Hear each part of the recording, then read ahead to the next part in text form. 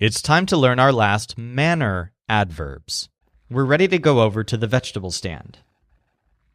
Now on top of this stand, we've already learned the words mal on the left, bien on the right, and como and así between them. But today, the farming monkey has stacked 2 cans of vegetables on top of each other. He asks Joel, "Would you like me to talk loud or soft?" When he says this, he's speaking through the top can.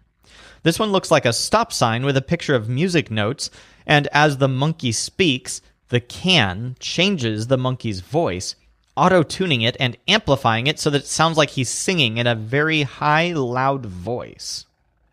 "Halt!" shouts Joel, very annoyed at all these shrill notes.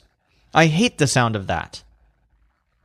The word alto, which sounds kind of like halt, but is also the name of something you might call a female singer, means high or loud when applied to sound. So if somebody's speaking alto, they're speaking high or speaking very loudly. So now the monkey moves his face down to the lower can. "How do you like this?" he asks. Suddenly, the monkey's voice sounds very quiet, like the low grumbling of a machine. In fact, this vegetable can has a picture of a backhoe on it. "That's much better," says Joel. The word bajo means low or quietly when it refers to sound. Now, as you might picture, it's possible to use all of the words that we've used on the stand here to refer to the way that someone talks. You can talk well, which would mean you talk bien. You can talk badly, which would be mal.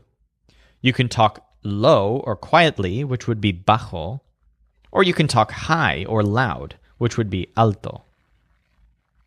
Suddenly, the monkey starts to talk about these cans, the vegetables inside them, and where they come from. But this monkey keeps repeating himself, and this is very boring to Joel. "What are you talking about?" asks Joel. "You just seem to be talking around in circles." "I am," says the farmer, apparently proud of himself. "I'm talking circles around these cans." When Joel looks closely, he realizes that the monkey is reading a script. There are words written on the stand in tiny yellow letters, circling the cans in a spirally shape. "Oh," he says, "you really are talking in circles around the cans." Now, the word acerca means about, in the sense that you talk about something. But it's used in a very particular way, always with the preposition de after it.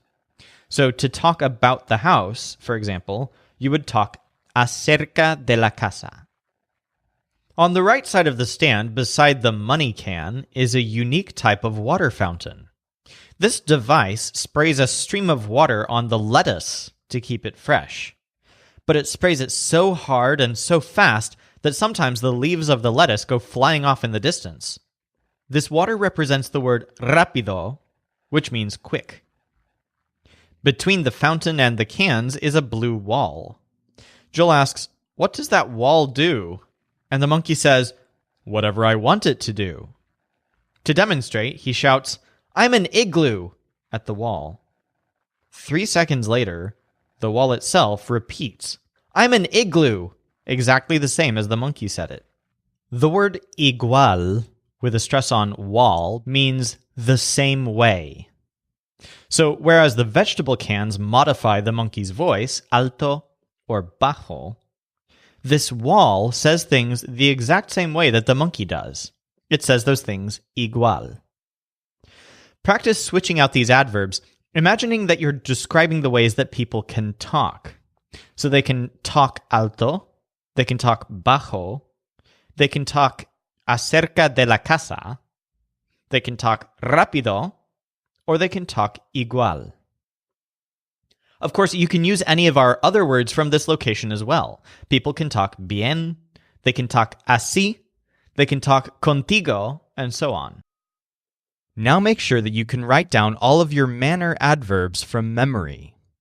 If you've successfully learned all of our new adverbs, you're ready to move on to our final adjectives for basic fluency.